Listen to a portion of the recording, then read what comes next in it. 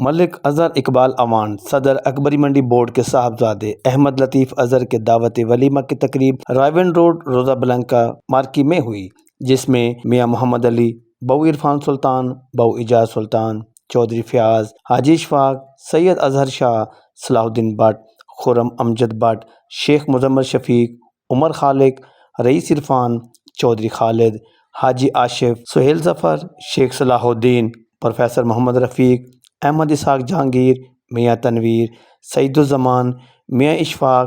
سید شاہد ظہیر، عامر بٹ، سمیع اللہ خان، محمد یوسف، ملک طاہر، اسلم بٹ،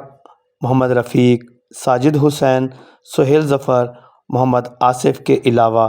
رشتہ داروں، عزیز و اقارب، دوستوں، تاجروں کے علاوہ سیاسی و سماجی شخصیات کی بہت بڑی تعداد نے شرکت کی۔ مہمانوں نے نوبہتہ جوڑے کو مبارکباد پیش کی اور نیک خواہشات کا اظہار کیا۔ مہمانوں کے لیے بہترین کھانے کا بھی اہتمام کیا گیا۔ کیمرہ مین محمد آصف کے ہمراہ حاجی محمد سعید، DN نیوز، لاہور۔